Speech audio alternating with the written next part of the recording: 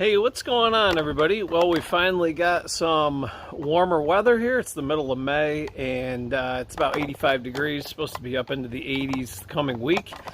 I'm gonna go ahead and get the pool open. Let's go ahead and get started and we'll see how things look. So the first thing I got to do is remove these things. These hold the cover on.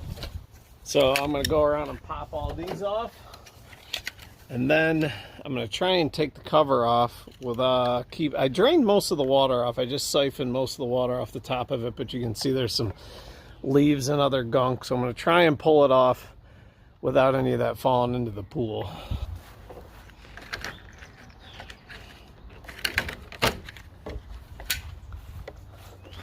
These things just snap on. They work pretty good. I prefer them for holding the cover on. Sort of the what it comes with is a wire that attaches through these grommets, but I find that kind of a pain. So I went and bought these little clips. You can get them at a pool store, and I think they do a better job of keeping the cover on through the winter. So I'll go ahead and get those off, and then we'll see how that water looks. Okay, I'm gonna go over on that end, pull the cover off. I have not seen what it looks like. It's always a bit of a mystery. Kind of holding my breath. I'm on a string of about 3 or 4 years where it's just completely green when I open it. So I'm kind of expecting that. I'm not holding out much hope for anything more than that. So I'm going to set this camera up and pull it off, and we'll see the reveal together.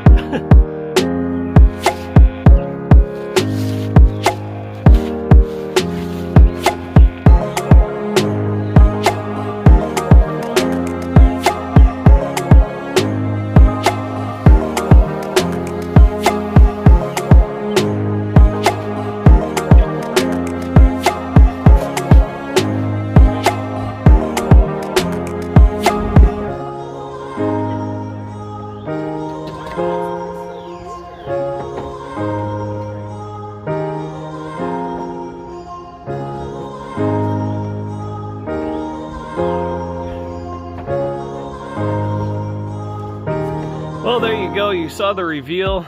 It's crystal clear. This is the clearest that it has been in probably 5 years. And I couldn't tell you what I did any differently. I did pretty much the same thing I do every year when I close it. That's how it goes sometimes.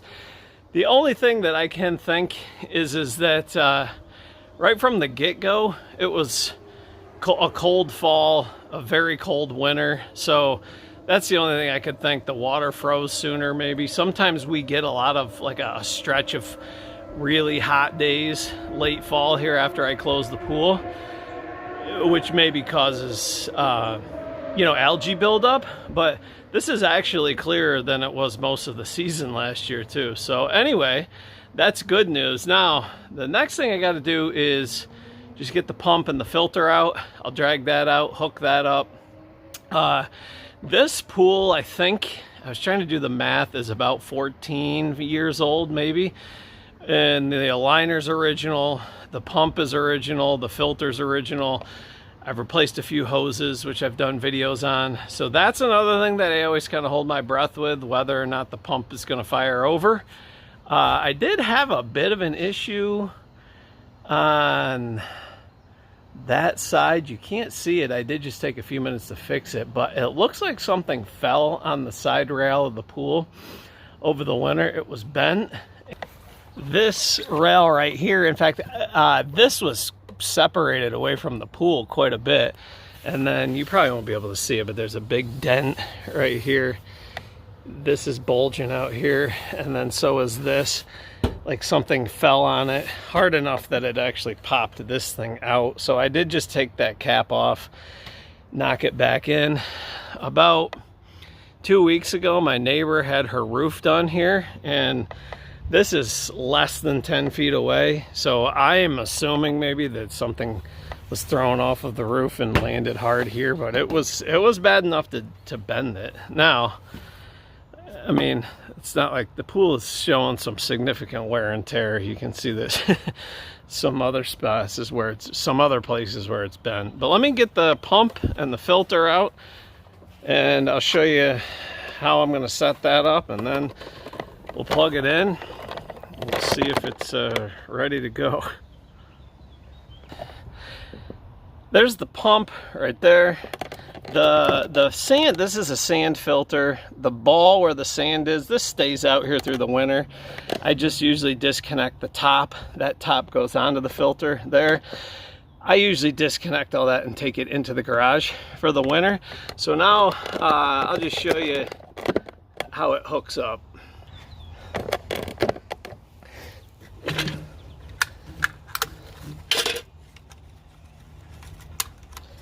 So I'm going to take, this is the filter top here, and I'm just going to set this on there.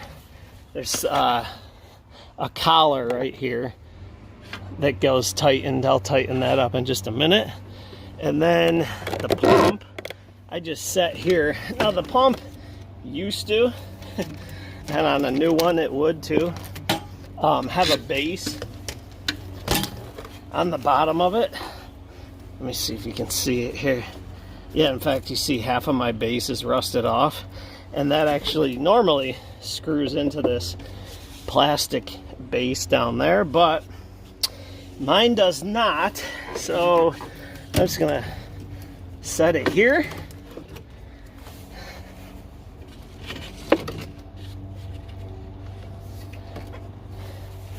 That's the basic setup. Now you have this gray hose from the skimmer. Oh, let me give you a better view here. This is your skimmer where the water comes out of the pool. This gray hose hooks up into here. And I'm gonna tighten those brackets down. So your water basically comes out of the pool, down into this gray hose, down here into, this is the pump. There's a basket that goes right in there.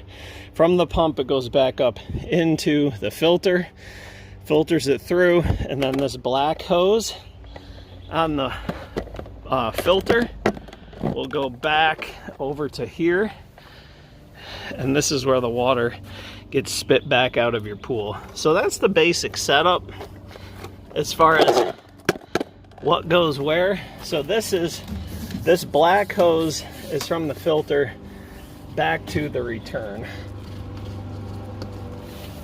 Let's just step back and show you. Water comes out of the skimmer basket into the pump. From the pump, this hose that looks reddish, it's stained for some reason, goes into the filter, and then from the filter back to the outlet of the pool. I just got to tighten everything down, and I don't know if I'm gonna, before I can actually really start running it, I need to bring the water level up. I'd say maybe 2 inches. I don't know if I'm gonna do that or not. I just looked at the forecast. Today's Sunday. Looks like Wednesday we're supposed to get some rain. So I don't know, I gotta think about that.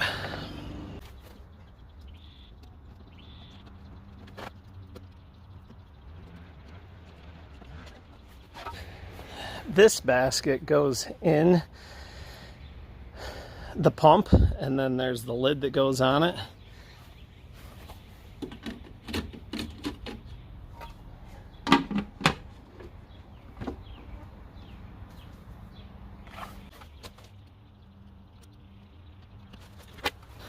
The last thing I got to do is just tighten down that collar, and we should be all set. Now, I do just want to point out, a lot of times one of the key things that goes wrong is either this hose will be leaking or that hose will be leaking.